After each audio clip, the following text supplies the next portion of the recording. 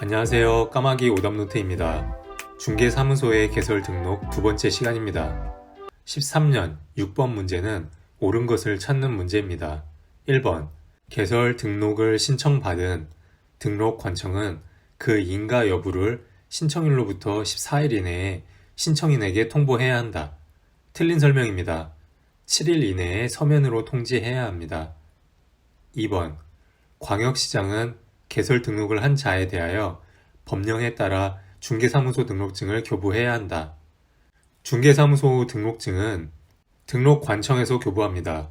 등록관청은 시장, 군수, 구청장을 말하며 광역시에는 구가 있기 때문에 구청에서 교부해야 합니다. 틀린 설명입니다.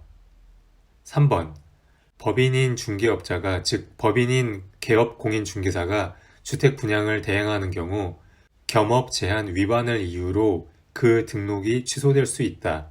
개업공인중개사의 겸업 제한에 보시면 주택의 분양 대행은 겸업 제한 사유가 아닙니다. 규정된 업무입니다. 틀린 내용입니다. 4번 소속 공인중개사는 중개사무소를 두려는 지역을 관할하는 등록관청에 개설 등록을 신청할 수 없다. 소속 공인중개사는 개업이 불가능합니다. 소속 공인중개사가 아닌 공인중개사여야 개설 등록을 신청할 수 있습니다. 맞는 설명입니다. 5번 A광역시 갑구에 주된 사무소 소재지를 둔 법인인 개업공인중개사는 A광역시 을구에 분사무소를 둘 수 없다. 공인중개사법에 보시면 등록관청 관할 구역 외의 지역에 분사무소를 둘 수 있습니다. 광역시에서는 구청장이 등록관청이기 때문에 다른 구에 신청이 가능합니다. 13년 6번 문제의 정답은 4번입니다. 개설 등록 신청 후 등록관청은 인가 여부를 7일 이내에 서면 통지해야 합니다. 시장, 군수, 구청장은 중개사무소 등록증을 교부해 줍니다. 주택 분양을 대행하는 것은 법인인 개업공인중개사의 업무 중 하나입니다. 광역시에서는 다른 구에 분사무소를 둘 수 있습니다. 15년 6번 문제는 틀린 것을 고르는 문제입니다. 1번 개업공인중개사는 이전 후에 중개사무소를 관할하는 등록관청에 이전 사실을 신고해야 한다. 맞습니다.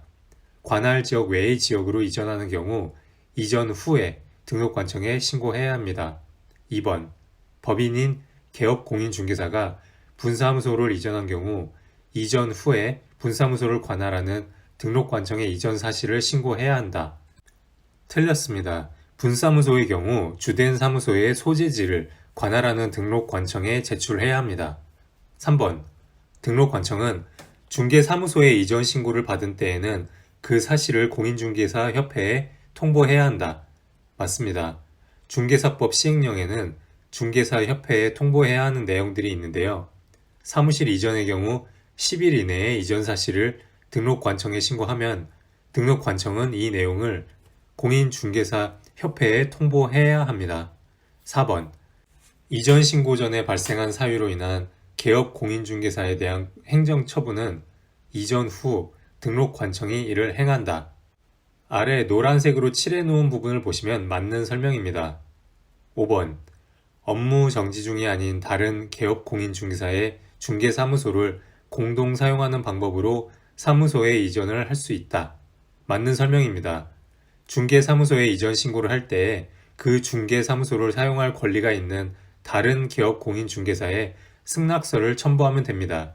다만 업무 정지 기간에는 불가합니다. 15년 6번 문제의 정답은 2번입니다.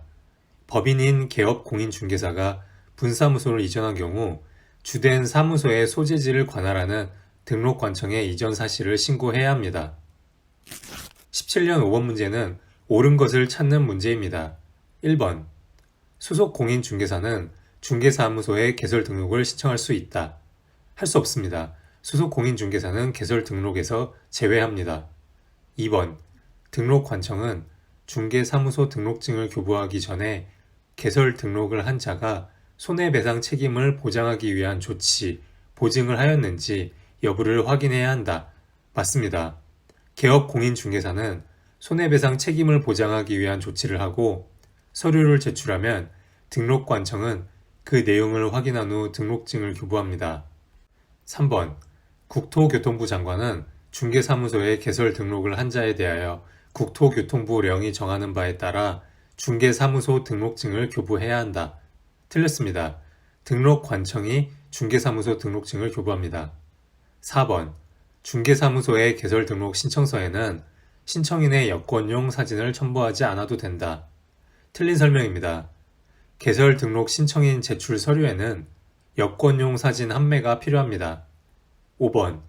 중개사무소에 개설 등록을 한 개업 공인중개사가 종별을 달리하여 업무를 하고자 등록 신청서를 다시 제출하는 경우 종전의 등록증은 반납하지 않아도 된다.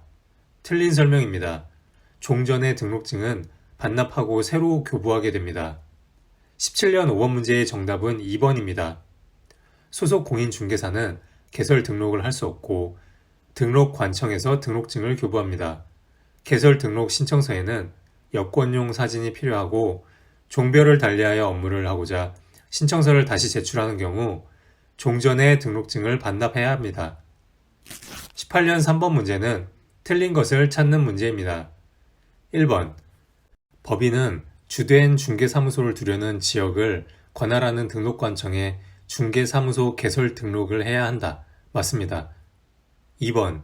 대표자가 공인중개사가 아닌 법인은 중개사무소를 개설할 수 없다. 맞습니다. 3번.